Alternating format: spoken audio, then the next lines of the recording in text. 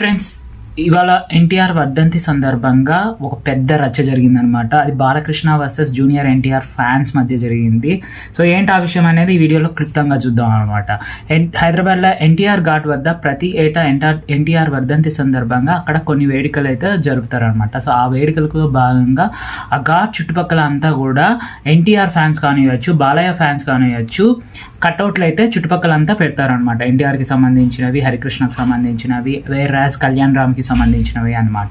So మరి బాలకృష్ణకి రాజకీయ తరపున కోపమా, లేకపోతే మొన్న రీసెంట్గా చంద్రబాబు అరెస్టుని ఖండించలేదన్నంత కోపమా, మరి కుటుంబంలో నందమూరి పేరు ఆయనకి రాకూడదు ఎన్టీఆర్ కన్నా కోపమో తెలియదు, కానీ బాలకృష్ణ ఒక సంచలన వ్యాఖ్యలు అయితే చేశారనమాట. సో ఏంటి ఆ వ్యాఖ్యలు అంటే, అక్కడున్న చుట్టుపక్కల చుట్టుపక్కల ఉన్నంత కటౌట్లు ఉంటాయి కదా, సో వాటిని వెంటనే తీయించేసేయండి అన్నారు. ఇంకో సంచలన వ్యాఖ్య కూడా చేశారనమాట. ఎన్టీఆర్దే కాదు, కళ్యాణ్ రామ్ కూడా ఉన్న ఫ్లెక్సీలన్నీ తొలగించేసేయండి అన్నారు. దానికి సంబంధించిన ఎన్టీఆర్ ఫ్యాన్స్ అయితే మండిపడ్డారు. వెంటనే బయటకు వచ్చి ఘాట్ వద్ద బైఠాయించి ధర్నా అయితే తెలియజేశారు ఫ్యాన్స్. ప్రతి ఏటా మా ఎన్టీఆర్కి తరపు నుంచి మేము నిర్వహణ అయితే అందిస్తాము, దానికి సంబంధించి ఫ్లెక్సీలు అయితే పెడతాము. సో ఇది తీయించిన దానిపై వివాదం చేయాలని అనుకోవడం లేదు, బట్ అయితే మా నిరసన తెలుపుతామని ఫ్యాన్స్ అయితే తెలిపారనమాట. సో ఇది ఇలా చూసుకుంటే బాలకృష్ణ నిజంగానే ఎన్టీఆర్ని వాళ్ళ ఫ్యామిలీలో, నందమూరి ఫ్యామిలీలో ఒక భాగస్థుడు అని ఒప్పుకోవడానికి ఆయనకి సుముఖంగా లేరా అనేది అయితే ప్రజల్లో గట్టిగానే అనిపించింది అనమాట. అంటే మీరు చూసుకుంటే ముందు నుంచి కళ్యాణ్ రామ్ని దగ్గరగా తీసుకొని ఎన్టీఆర్ని అయితే దూరంగా పెడుతూ ఉన్నారు.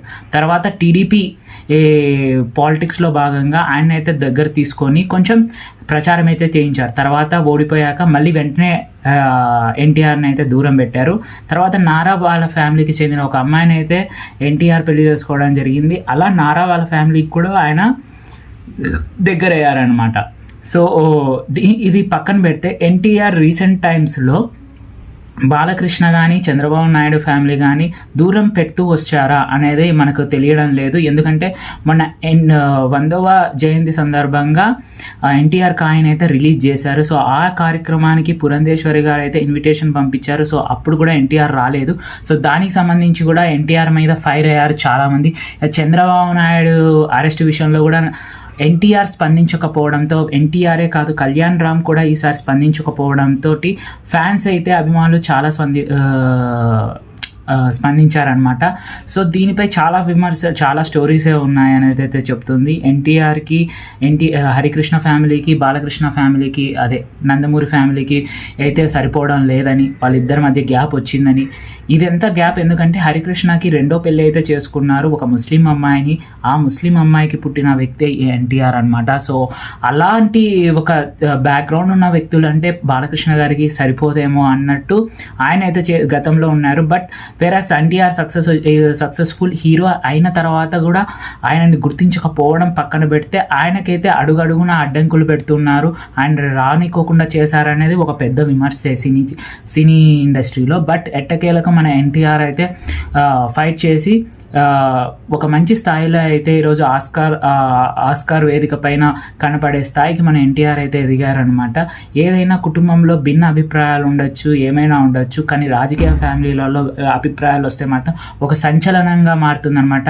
మీరు చూసుకుంటే పక్కన జగన్ ఫ్యామిలీలో సొంత అన్నా చెల్లెలే కొట్లాడుకున్నట్టు ఉన్నారు, ఇక్కడ చూసుకుంటే బాబాయ్ అబ్బాయిగా అయితే కొట్లాడుకున్నట్టు ఉన్నారు. సో గొడవలు అనేది సహజం, కానీ అవి బయట పెట్టడం ద్వారా సొసైటీలో వాళ్ళే చురుకన భావన అయితే అవుతారనమాట.